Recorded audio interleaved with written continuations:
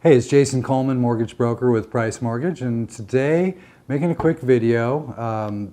Was talking about prices versus lower interest rates, and one agent brought up adjustable mortgage rates.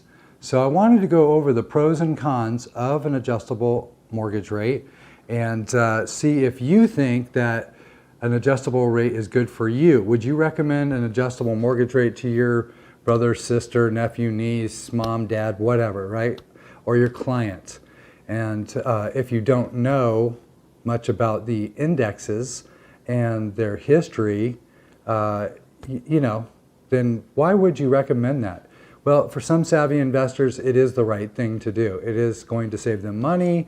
They know what it's all about. And for those that don't know, I'm going to first go over what it is, and then I'm going to go over some pros and cons to give you a better idea of what how it works, how an adjustable rate mortgage works. Now, currently we only have 2.5 million adjustable rate mortgages in the mortgage market in the United States, which is a good thing because that means people's payments are fixed for a long time.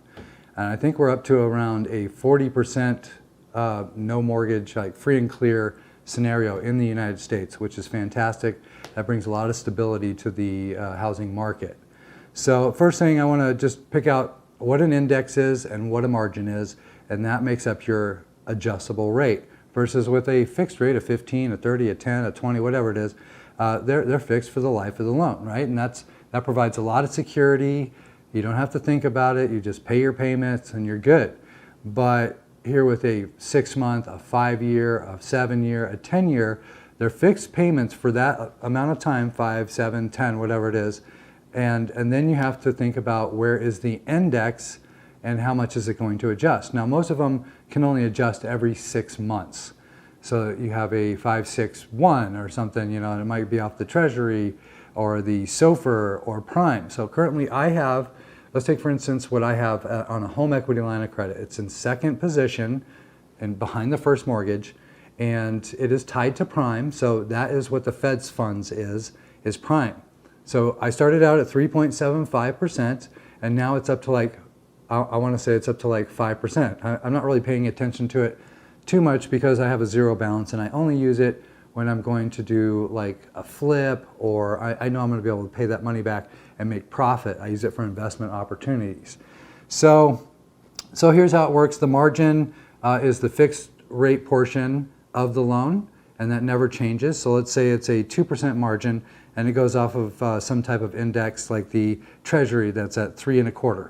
So therefore, you would start out with a 5.25 interest rate, right? You're going to start out with a 5.25 interest rate, and that's going to be fixed for the period of the 5, 7, or 10 years.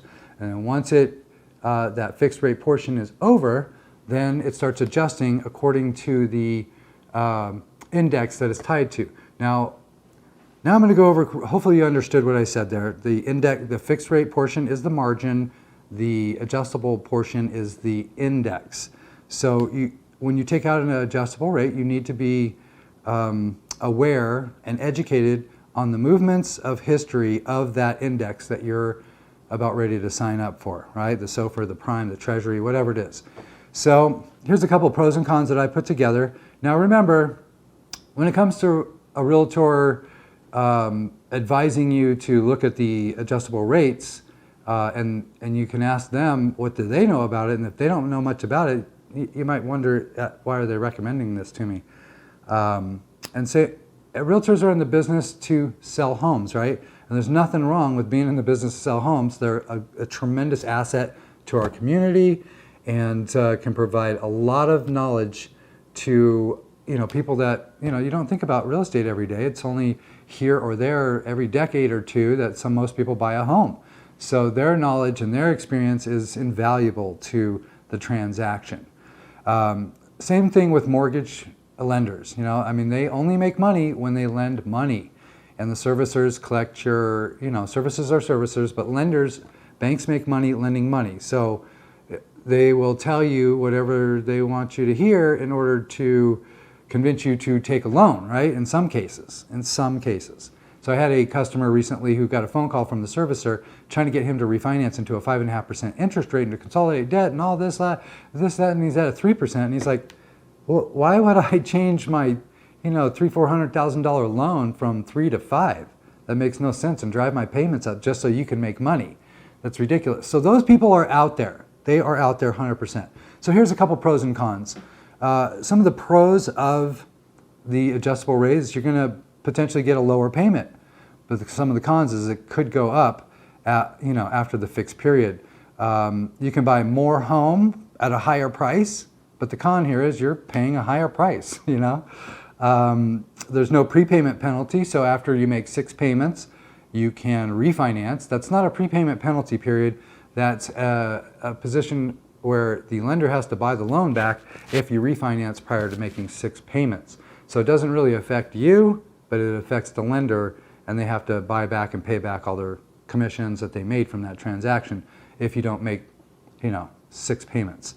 So you can get a lower rate, and if you have a plan to sell, if you know what you're doing, you have a plan to sell or refinance, that's amazing. But here's the downside to that.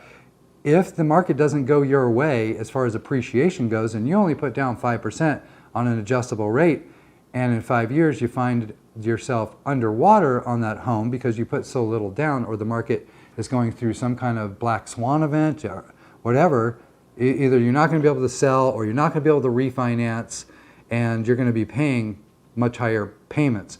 That's what happened in 2008. We had a ton of adjustable rates. They were sold, and a lot of people lost their jobs, and then the rates shot up, and then they lost their homes. So that's why the majority of people prefer to do fixed rate mortgages.